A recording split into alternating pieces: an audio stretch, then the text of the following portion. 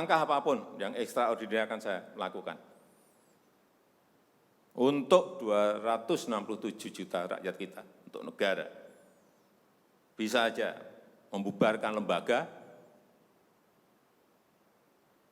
bisa aja reshuffle, udah kepikiran kemana-mana saya.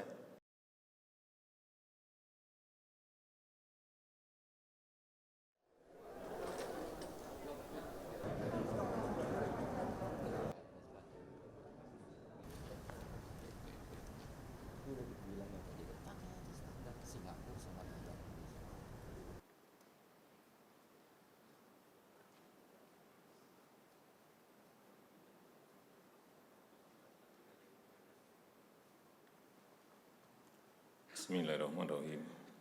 Assalamualaikum warahmatullahi wabarakatuh. Selamat pagi, salam sejahtera bagi kita semuanya. Om Swastiastu, Namo Buddhaya, salam kebajikan.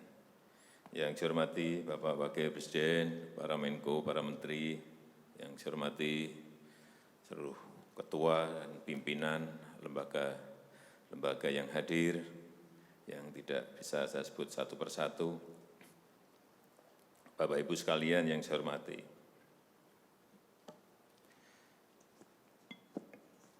suasana dalam 3 bulan ke belakang ini dan ke depan, mestinya yang ada adalah suasana krisis. Kita juga mestinya juga semuanya yang ada di sini sebagai pimpinan, sebagai penanggung jawab,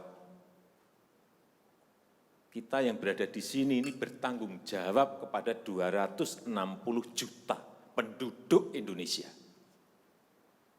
Ini tolong digarisbawahi. Dan perasaan itu tolong sama, kita sama. Ada sense of crisis yang sama. Hati-hati, OECD terakhir sehari 2 hari yang lalu menyampaikan bahwa growth, pertumbuhan ekonomi dunia terkontraksi 6, bisa sampai ke 7,6%, 6 sampai 7,6% minusnya.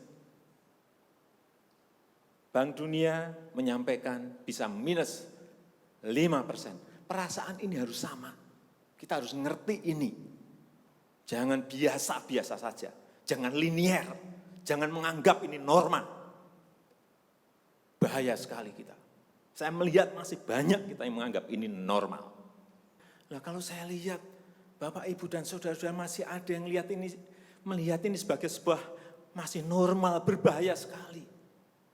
Kerja masih biasa-biasa saja. Ini kerjanya memang harus ekstra luar biasa, extraordinary. Perasaan ini tolong sama. Kita harus sama perasaannya, kalau ada yang berbeda satu saja sudah berbahaya. Jadi tindakan-tindakan kita, keputusan-keputusan kita, kebijakan-kebijakan kita, suasana adalah harus suasana krisis. Jangan kebijakan yang biasa-biasa saja, menganggap ini sebuah kenormalan. Apa-apaan ini? Mestinya suasana itu ada semuanya. Jangan memakai hal-hal yang standar pada suasana krisis. Manajemen krisis sudah berbeda semuanya mestinya. Kalau perlu kebijakan perpu, ya perpu saya keluarkan. Kalau perlu perpres saya keluarkan. Kalau saudara-saudara punya peraturan menteri keuangan, keluarkan untuk menangani negara, tanggung jawab kita kepada 267 juta rakyat kita.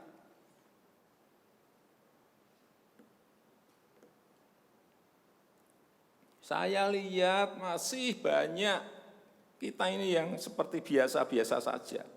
Saya jengkelnya di situ. Ini apa enggak punya perasaan, suasana krisis.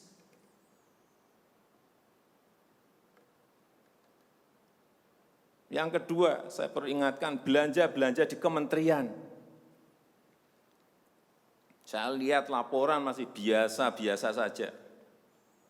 Segera keluarkan belanja itu secepat-cepatnya karena uang beredar akan semakin banyak, konsumsi masyarakat nanti akan naik. Jadi belanja-belanja kementerian tolong dipercepat. Sekali lagi, jangan menganggap ini biasa-biasa saja. Percepat, kalau ada hambatan keluarkan peraturan menterinya agar cepat. Kalau perlu perpres, keluarkan perpresnya. Untuk pemulihan ekonomi nasional misalnya saya berikan contoh. Bidang kesehatan, itu dianggarkan 75 triliun. 75 triliun.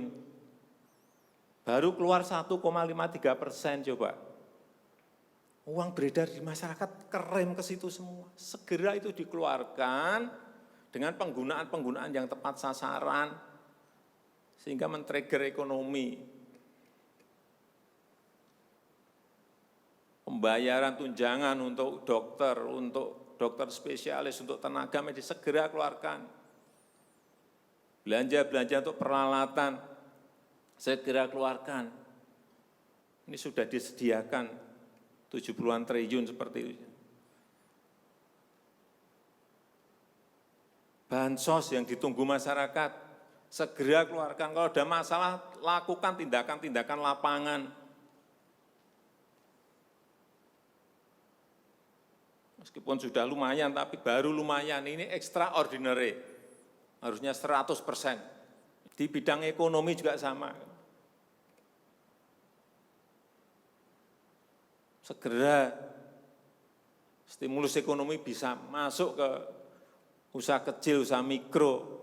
Mereka nunggu semuanya. Jangan biarkan mereka mati dulu baru kita bantu, nggak ada artinya.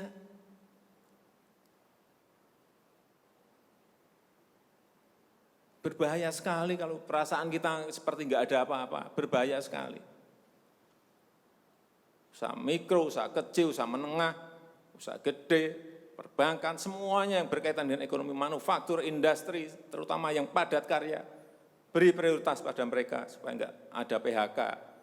Jangan sudah PHK gede-gedean, duit rupiah pun belum masuk ke stimulus ekonomi kita. Hanya gara-gara urusan peraturan. Ini extraordinary. Saya harus ngomong apa adanya, enggak ada progres. Yang signifikan enggak ada.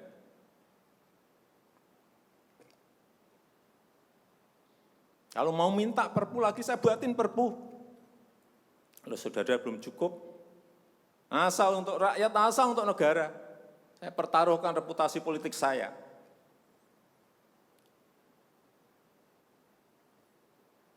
Sekali lagi tolong ini betul-betul dirasakan kita semuanya. Jangan sampai ada hal yang justru mengganggu. Sekali lagi, langkah-langkah extraordinary ini betul-betul harus kita lakukan. Dan saya membuka yang namanya langkah, entah langkah-langkah politik, entah langkah-langkah kepemerintahan akan saya buka.